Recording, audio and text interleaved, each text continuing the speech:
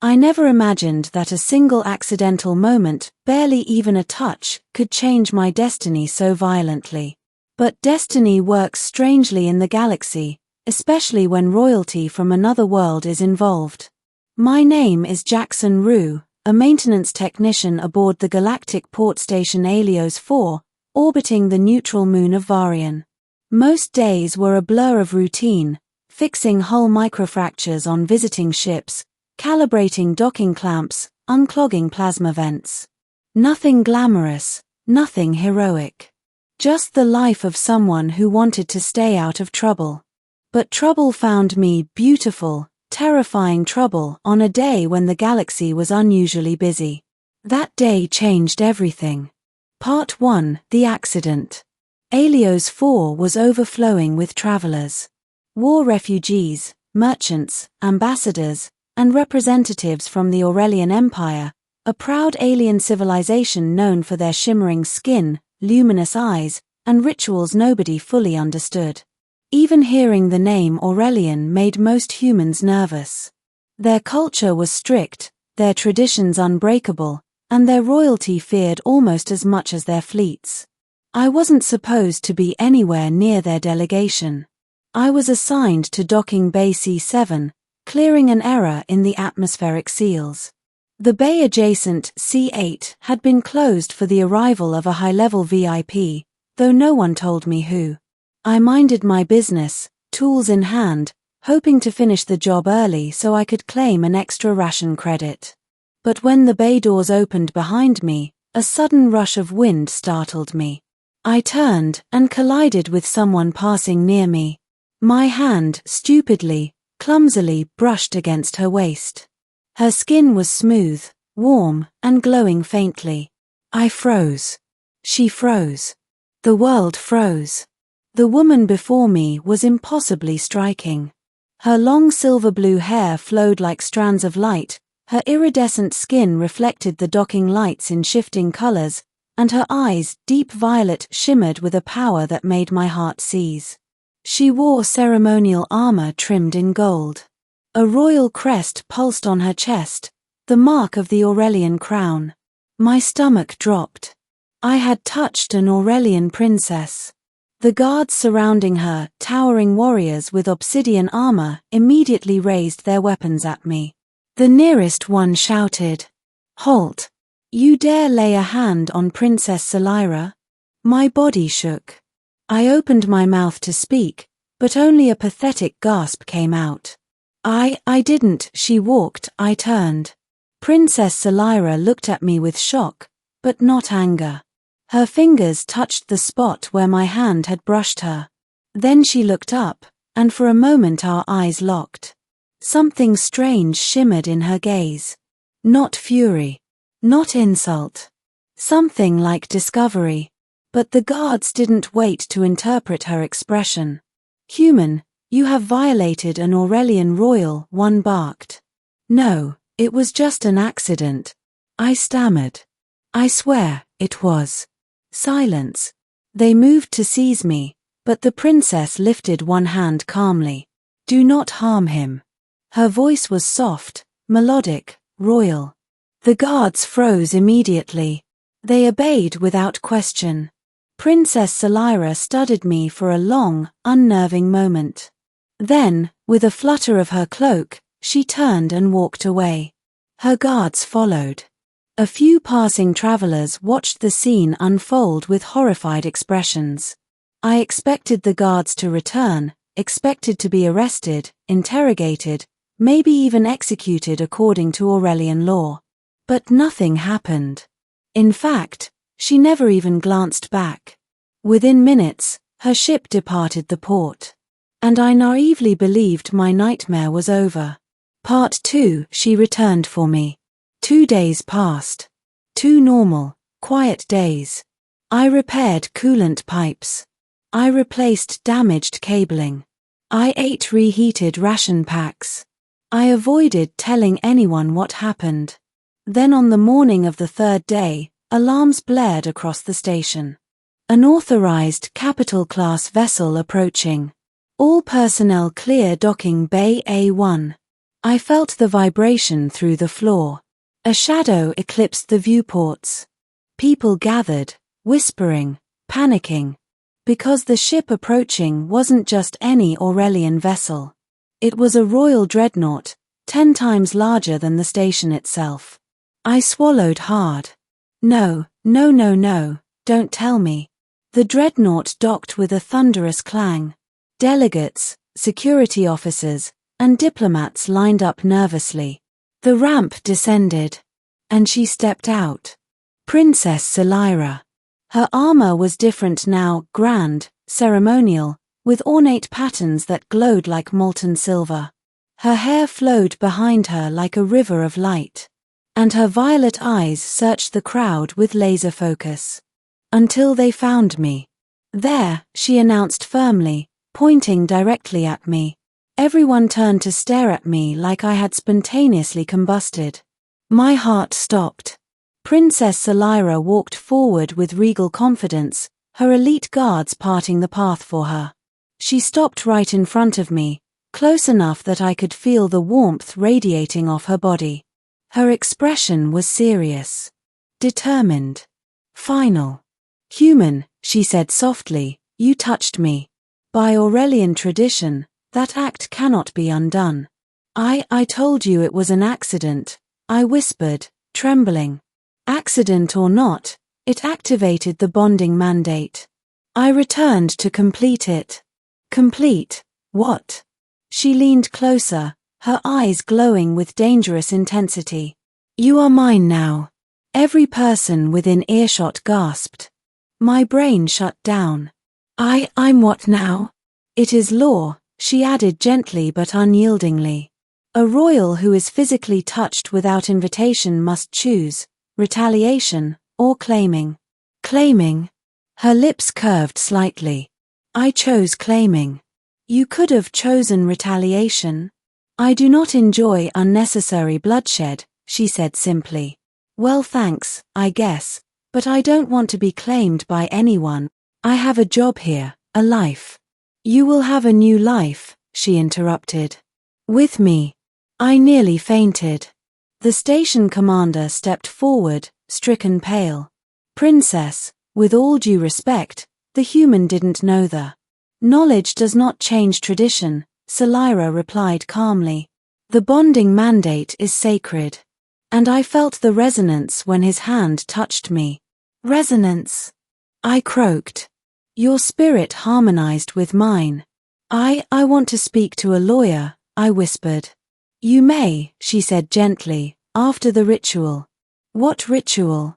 Before I could run, protest, or dig a hole to hide in forever, she placed her hand on my shoulder, light but firm. Come, Jackson Rue. We return to Aurelia. The guards surrounded me. Everyone stared.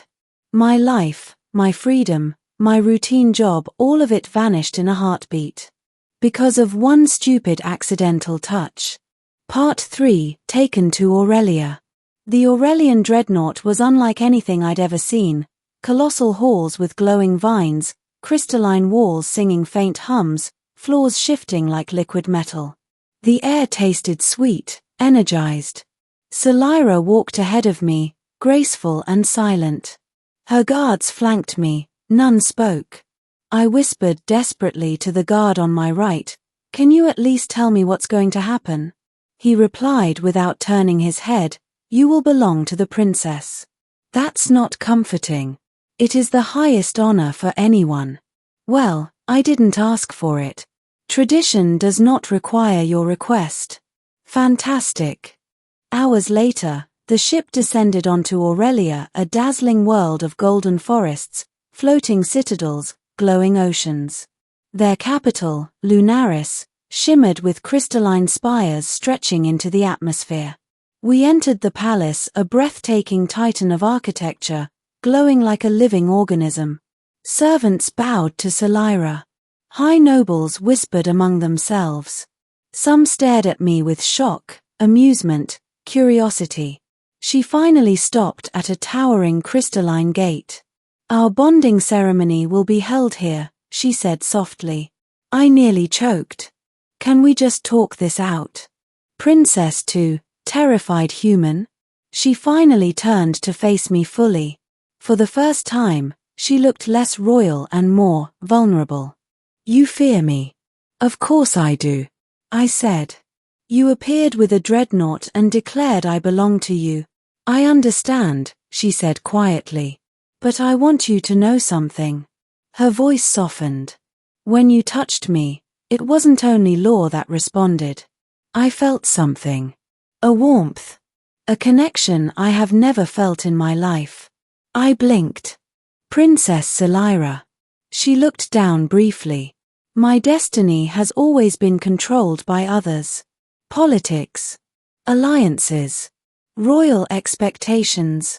But for once, something happened that wasn't planned. Something real. Her eyes lifted, glowing with sincerity. I chose claiming not because tradition forced me, but because I felt drawn to you. My breath caught. This wasn't the reaction I expected. Not demand. Not dominance. But longing. I do not want to trap you, she whispered. But I want the chance to know you. To connect with you. If after the ceremony you truly wish to leave, I will release you. Hope flickered inside me. Then, why go through the ceremony? It is the only way to protect you, she answered. Other nobles would challenge or imprison you for touching me. The mandate shields you. I slowly exhaled. So this is keeping me alive. In a way, she nodded. Though it is not my only reason. She looked almost shy. And somehow, that was more disarming than the dreadnought. Part 4: The Ceremony of Resonance. The ceremony chamber was enormous, lit by floating shards of crystal humming with energy. A circular platform in the center glowed faintly. Selira stood across from me, radiant in ceremonial robes. I wore a simple tunic, apparently traditional for those being bonded. A priestess with wings of light approached. The mandated bond shall be tested, she proclaimed. If resonance is true, the bond will form. If false, both shall be freed. This part was new. Wait, it can fail? I blurted. Yes, Selira whispered with a faint smile. It cannot be forced. Relief washed through me. The priestess instructed us to place our hands on the central crystal. I hesitated. Selira offered her hand. Her gentle smile calmed me. Whatever happens, Jackson, thank you for standing here. I placed my hand on the crystal. Light flared. A warmth spread through my arm, into my chest, into my mind. Memories flashed, not mine, but hers. Childhood moments, battles, loneliness, burdens, desires for freedom, and a strange aching longing for connection. Then I felt something else. She felt my memories too. Working on ships, eating cold food alone, dreaming of adventure but never daring to seek it. Our energies intertwined, two distant melodies forming a surprising harmony. The crystal pulsed.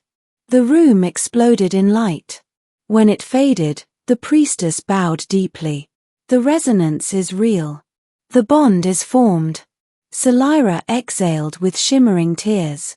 I felt her emotions, not completely, but faintly. Warmth. Gratitude. Relief. And something deeper. The priestess continued, from this moment forward, your spirits are linked. You are companions of fate. My heart hammered. Companions. Not prisoners. Selira approached me slowly, giving me space. Jackson, she whispered, the bond is not slavery, it is partnership. You may still choose your path. I swallowed. And if I choose not to stay? Her voice shook slightly. Then, I will release you. But I hope you won't go. I looked into her glowing violet eyes, so earnest, so unexpectedly human. And I realized something. Fate didn't drag me here. Accident didn't drag me here. Connection did. Part 5: A New Destiny. The palace balcony overlooked glowing oceans and floating cities. I stood beside Salira as the setting sun painted the world in gold. Everything feels different, I murmured. That is the bond, she replied. It lets us sense each other. Not control. Only understand. I nodded slowly. Princess. Salira, she corrected softly. Salira, what happens now? She took a careful breath. Whatever you choose happens now. If you wish to return to Alios 4, I will arrange safe passage. If you wish to stay, I will welcome you as my chosen companion. And if, someday, you feel something more, then our bond may deepen. I stared at her, stunned by her sincerity. You're giving me freedom, I whispered. Freedom, she said softly, is what I always wanted for myself. I will not deny it to you. I looked out over her world. Beautiful. Strange. Full of possibility. And the princess beside me, someone who had been a mystery, a threat, then a revelation. My old life was safe but small. This life held danger, uncertainty, wonder. And her. I turned to Salira. I don't want to leave. Her eyes widened. Hope flickered across her face. I want to stay, I said firmly. I want to understand this bond. Understand you. The joy radiating from her was warm enough to make the air itself feel alive. She stepped closer, taking my hand gently, respectfully. Then, Jackson Rue, she whispered, welcome to Aurelia. For the first time since this began, I smiled. Maybe destiny wasn't such a bad thing after all.